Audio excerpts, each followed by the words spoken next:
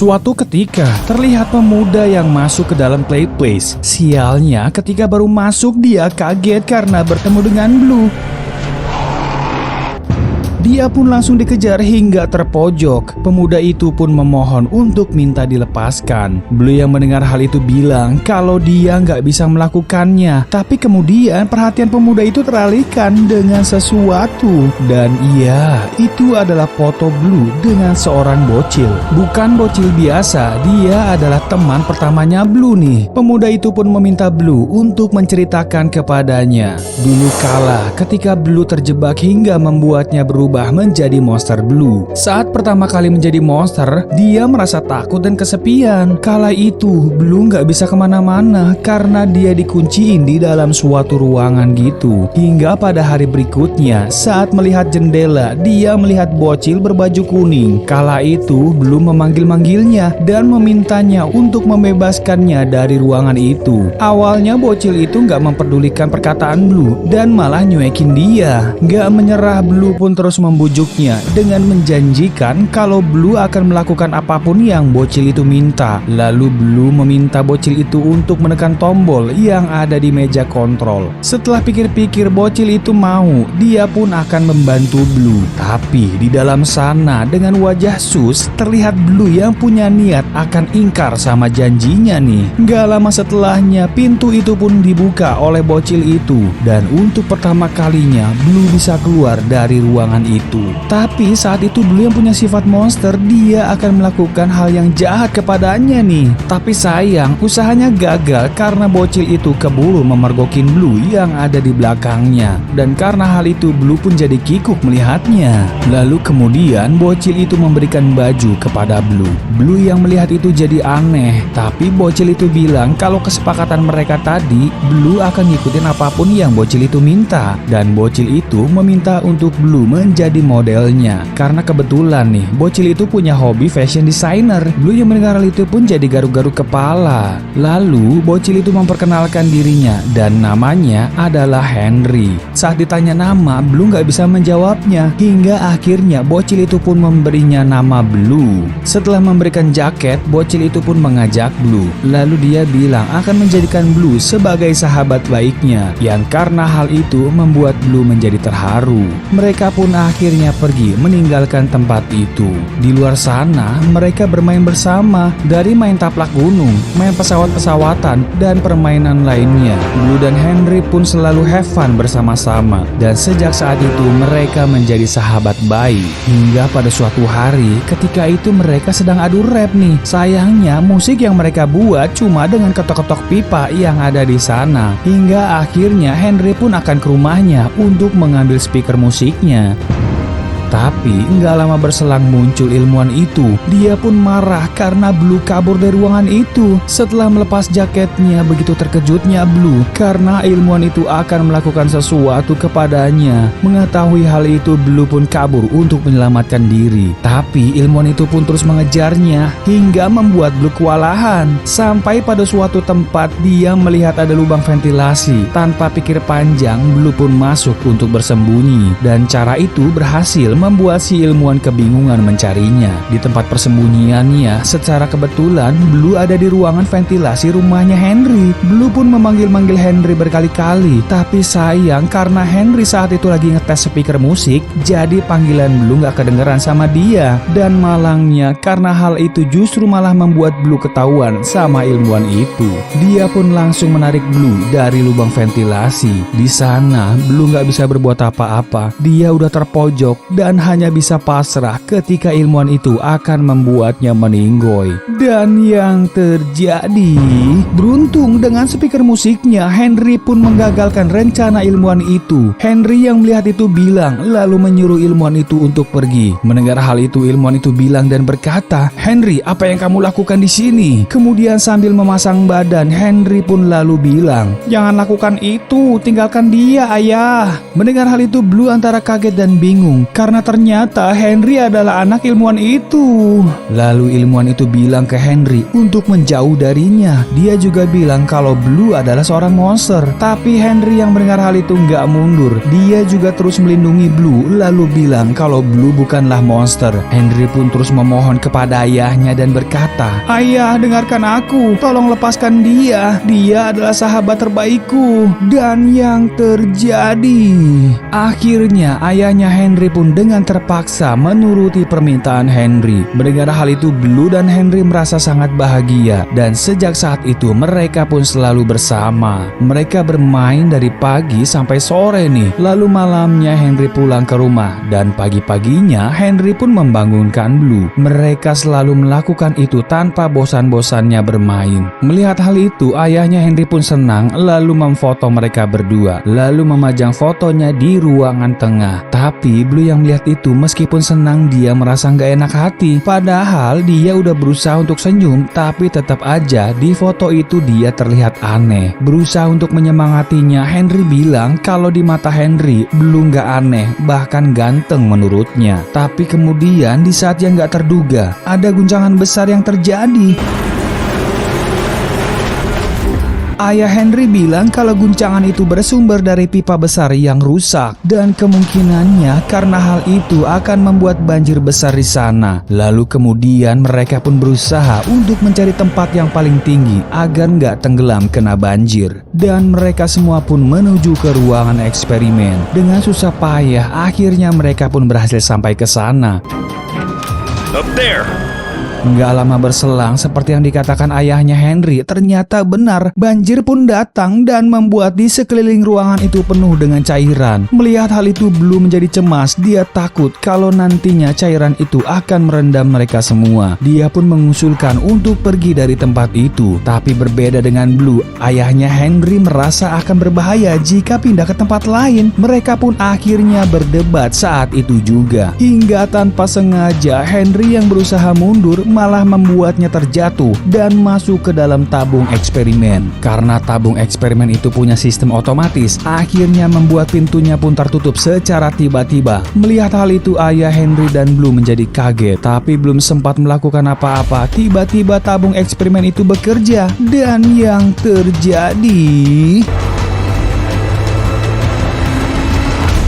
Henry kini berubah menjadi monster aneh. Mendapati dirinya berubah, Henry pun menjadi takut. Lalu dia pun kabur ke dalam genangan cairan hijau. Melihat hal itu, ayah Henry menjadi panik. Dia pun ingin segera menolongnya. Tapi karena banyak cairan hijau di sana, dia nggak bisa lewat. Dan jalan satu-satunya adalah dengan bertransformasi menjadi monster. Tanpa pikir panjang lagi, ilmuwan itu pun masuk ke dalam tabung eksperimen. Dan akhirnya ilmuwan itu pun berubah menjadi Red. Kembali ke kejadian sebelumnya. Setelah mendengar cerita itu, si pemuda itu tanya ke Blue tentang keadaan Henry. Mendengar hal itu, Blue jawab kalau sejak hari itu dia belum pernah melihat Henry lagi. Blue juga nggak tahu di mana keberadaan Henry sekarang. Sementara sejak kejadian itu, Red berubah menjadi makin jahat dan selalu melakukan eksperimen-eksperimen ngaco. Setelah menceritakan itu, Blue menjadi rindu kepada Henry nih. Blue merindukan sahabat baiknya yang selalu bermain bersamanya. Tapi kemudian tiba-tiba Blue punya ide untuk melepaskan pemuda itu. Dia pun akan membantunya untuk keluar dari play place. Tapi saat akan melewati terowongan, tiba-tiba mereka berhenti karena ternyata ada Red di sana. Dia pun gak membiarkan pemuda itu lolos dan berniat akan menangkapnya. Tapi kemudian pemuda itu secara refleks langsung loncat dan berhasil membuat Red nyungsep. That really hurt. Blue dan pemuda itu pun melanjutkan pelarian mereka. Hingga di ujung pintu, Blue memberitahukan arah jalan keluarnya dan menyuruh pemuda itu untuk cepat pergi dari tempat itu. Lalu pemuda itu mengajak Blue untuk ikut dengannya. Mendengar hal itu, Blue pun jawab kalau dia nggak bisa keluar dari sana dan akan tetap tinggal di play place. Mendengarnya, pemuda itu pun bersikeras untuk mengajak Blue keluar juga. Sampai akhirnya Blue pun mengusir pemuda itu sambil marah. Dan karenanya pemuda itu pun gak bisa menolaknya lagi. Dan dia pun akan pergi meninggalkan Blue di sana dengan terpaksa. Sebelum pergi, pemuda itu pun bilang kalau dia gak akan melupakan Blue. Dengan wajah sedih, Blue pun masuk kembali ke dalam play place. Nggak lama setelahnya, Red pun berhasil menangkap Blue lalu membawanya ke dalam ruangan itu. Dan yang terjadi, ternyata di bawah sana terlihat Henry dan ternyata dia masih hidup. Sementara di Banban Kindergarten, Opila dan Banban terlihat berlari dari sesuatu. Di sana Chef Fixter yang melihat mereka coba untuk memanggilnya. Sambil lari, Banban bilang ke Chef Fixter untuk segera lari karena ada mie ninja atau noodles ninja. Mendengar hal itu, Chef Fixter bingung karena baru tahu kalau ada mie ninja. Dan bener aja, nggak lama berselang muncul dari sampingnya noodles ninja yang langsung menangkap Chef Fixter lalu memamamnya. Melihat hal itu, Banban dan Stinger Flynn gak bisa berkata apa-apa. Kemudian Banban tanya ke Stinger Flynn tentang kejadian sebelumnya. Kala itu, Stinger Flynn ditutup matanya lalu dibawa oleh Banban ke suatu tempat. Belum tahu apa maksudnya, yang jelas terlihat meja makan tersedia di sana. Melihat hal itu, Stinger Flynn jadi sangat takjub. Sambil tersipu malu, Stinger Flynn tanya ke Banban apa yang sedang Banban rencanakan sebenarnya. Mendengar hal itu, Banban jawab dan bilang, tempat itu adalah tempat spesial dan aku akan makan malam berdua dengan orang spesial. Mengetahui hal itu, Stinger Flynn dengan muka anehnya dia tanya, apa kamu mau makan malam denganku ya? Tapi sorry nih ya Banban, bukannya aku nolak, tapi aku kan cowok, geli aja gitu ya kan? Melihat tingkah aneh Stinger Flynn, Banban pun memarahi Stinger Flynn dan bilang kalau Banban akan makan malam dengan Banban Lina, bukan dengan Stinger Flynn. Kemudian Banban coba untuk membujuk Stinger Flynn, dia bilang, ayolah Stinger Flynn, jangan marah ya, aku mengajakmu ke sini untuk melihat dekorasi meja makanku. Terus, selain meminta pendapatmu, aku juga butuh bantuanmu nih. Bantuan apa? Aku perlu kamu untuk menjadi pramusaji di makan malamku. Mau ya? Kita kan bersahabat, masa nggak mau ngebantuin aku? Mendengar itu Stinger Flynn yang kesel dia bilang, dasar, ada maunya aja baik-baikin aku. Dan akhirnya Stinger Flynn pun setuju untuk menjadi pramusaji Banban. Beberapa jam berselang tiba waktunya Banban untuk makan malam dengan Banban Lina. Di sana mereka pun bersiap untuk makan malam nih. Lalu Banban dengan menepukkan tangannya memanggil pramusajinya. Setelahnya muncul Stinger Flynn. Di sana dia berdandan ala-ala pramusaji restoran bintang 5. Lalu kemudian dia berkata, selamat malam, selamat datang di restoran mewah ini. Bersama aku, si pramusaji berkumis siap melayani tuan dan nyonya. Nggak lama setelahnya, Stinger Flynn pun mengatur meja makan, tentunya dengan gaya pramusaji versi Stinger Flynn. Sebelum menyajikan makanan, hiburan musik dengan biola pun dimainkan oleh Stinger Flynn. Tapi bukannya enak, malah bikin Banban dan Banban Lina sakit kepala mendengarnya. Dan karena hal itu, Stinger Flynn pun kena gebok oleh si Banban. Lalu Banban pun menyuruhnya untuk membuat spaghetti. Dengan perasaan kesal, Stinger Flynn pun pergi ke dapur. Di sana, Stinger Flynn sambil kesel dia bilang, dasar Banban Suraban, aku udah pol-polan menservis kalian, tapi malah nggak dihargain gini. Aku akan membuat spaghetti spesial deh untuk kamu nih. Rasain. Pertama-tama kita masukkan pastanya, lalu kedua bumbu-bumbu rahasia ini dengan sedikit taburan dari bombi agar jadi gurih-gurih nyoy. Dan yang terjadi, What the? muncul di sana monster spaghetti. Lalu dia berkata, konnichiwa, halo, saya adalah Noodles Ninja. Aku adalah monster yang baik hati, tidak sombong dan rajin menabung. Melihat hal itu, Stinger Flynn sangat amazing. Stinger Flynn sangat suka kepadanya karena bentuknya mirip dengan dirinya. Dia pun membawanya dan mengajaknya bermain. Sementara di meja makan, Banban dan Banban Lina jadi ketiduran karena nunggu masakan Stinger Flynn yang gak muncul-muncul. Kemudian Banban Lina bangun dan marah-marah kepada Banban. Dia kecewa karena makan malamnya gak seru. Lalu dia pun pergi meninggalkan Banban. Sementara di tempat lain, Stinger Flynn malah main Pokame-ame sama si Noodles Ninja. Saking semangatnya malah membuat tangan mereka kusut. Tangan yang kusut itu pun susah banget untuk dilepasin. Tapi dengan susah payah akhirnya tangan kusut itu bisa dilepaskan. Tapi gak kapok-kapok, mereka pun akan melakukannya lagi nih. Kemudian lagi asik-asik main, tiba-tiba muncul Banban di sana. Ban-Ban aneh melihat makhluk yang bersama Stinger Flynn. Lalu Stinger Flynn pun memperkenalkan Ban-Ban dengan Noodles Ninja. Setelah itu Ban-Ban pun meminta maaf atas kejadian di meja makan tadi. Ban-Ban sadar kalau perbuatannya udah keterlaluan kepada Stinger Flynn. Mendengar hal itu Flynn pun terharu, lalu dia pun memaafkan Ban-Ban. Melihat keakraban Ban-Ban dan Stinger Flynn, Noodles Ninja menjadi iri dan marah. Dia merasa kalau sahabatnya Stinger Flynn udah diambil sama Ban-Ban. Dia pun makin marah sambil menunjukkan muka anehnya. Melihat hal itu Ban-Ban merasa ada yang gak beres. Dia pun mengajak Stinger Flynn untuk kabur.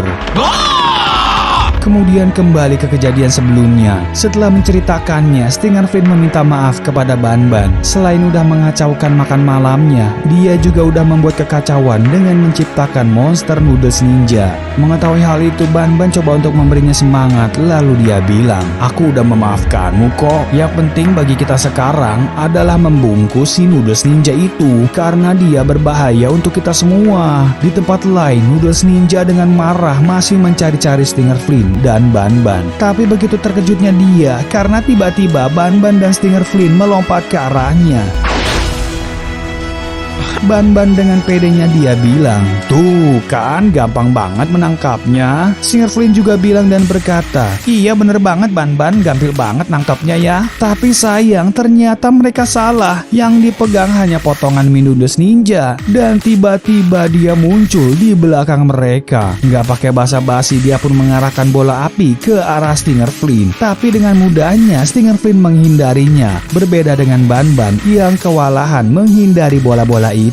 Hingga akhirnya Ban-Ban pun harus terkena di bagian mukanya. Gak sampai di situ, Noodles Ninja pun menariknya, kemudian perlahan bersiap akan memamam Ban-Ban. Stinger Flynn yang melihat itu pun berpikir keras bagaimana cara menyelamatkan Ban-Ban. Belum tahu rencananya Stinger Flynn, tapi dia mendapatkan ide nih. Tanpa ragu, Stinger Flynn pun melemparkan tangannya, lalu dia pun menangkap mie Noodles Ninja. Stinger Flynn pun mulai menyeruputnya.